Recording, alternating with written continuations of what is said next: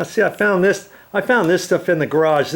This was when I was doing some plants out front, and then they died, and the gardener, he took that out. And it used to have a coupling on the end right here, like that. I cut that off, and then I got the coupling here on the end. So see, I've got a long enough, see how long this piece is right here? I don't necessarily have to have it that long, but I'm going to use this. So I don't even need to use my coupling, a new coupling, because here's one right here. You see what I mean? After I pull that one out, the hole's going to be just a hair small, because that was 1/8 inch from before. This is 1/4 inch tubing. That's what they use nowadays, 1/4 inch instead of the 1/8 inch. And so I'll take this, I'll poke that hole just a bit bigger to allow this to fit in there. I'll pop that in, snap that in there, and then I'll put a bubbler. I'll cut this wherever I want and put a bubbler. I'll probably put a 1 gallon bubbler, 1 gallon per hour bubbler on there. Okay, that's how I'm going to fix that. So I don't need to use my new couplings. I don't need to use this little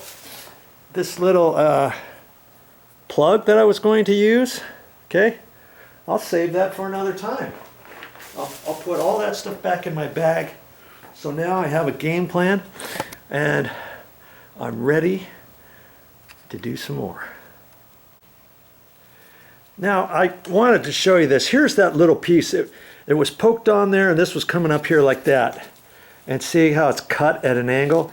That tells me it was done with an axe when he was chopping out those roots and stuff. And see how they it's kind of hard to tell, but you can see that this one's smaller than that. In fact, I'm going to save that for another time. I'm not going to throw that away, but it is smaller. Now, if that pipe was out in the sun, and if it was somewhere where it was easy to get to, I could probably just push this one right in real hard.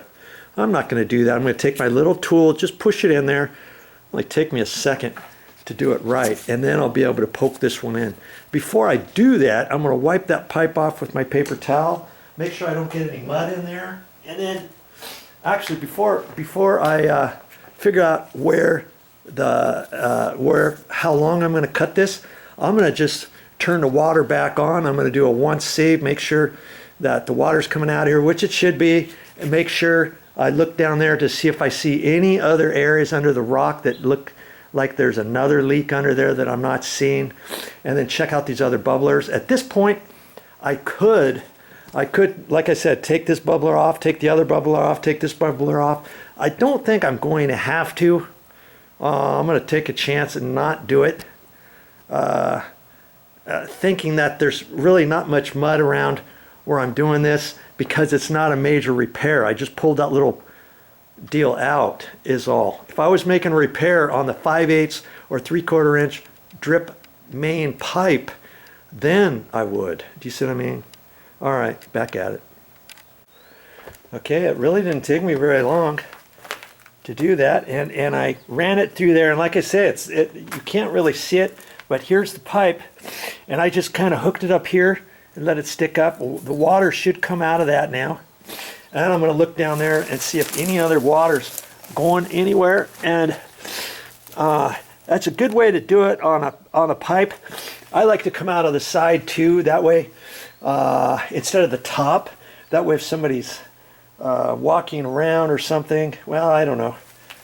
I guess it would depend where you got it. But at the angle that it is, I'm going to have to make sure to pack it nice in and around there in case any roots grow back to it or anything like that. I want to have that coming out as straight as possible before it kind of bows back up out of there. So let's just, for the sake of argument, okay, let's turn this back on. And I put it back to on. So now I'm going to turn that to station 5, 1, 2, 3, 4, 5. And then there's a little thing here that says if you want to turn 1 on manually. This is up at automatic. I'm not going to explain that. Every single one of your timers is different, but I know it's on for 10 minutes now. Let's go back out there and see what we got. Okay, here's the water. Here's the water poking up here. See, and you can imagine that takes a lot of the pressure off, and the drip.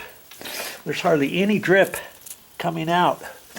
But once I connect that, it should be fine. But like I say, before I do that, looking under there, and everything else looks to be pretty dry. And that's a good thing. Okay? So I think that's all it was.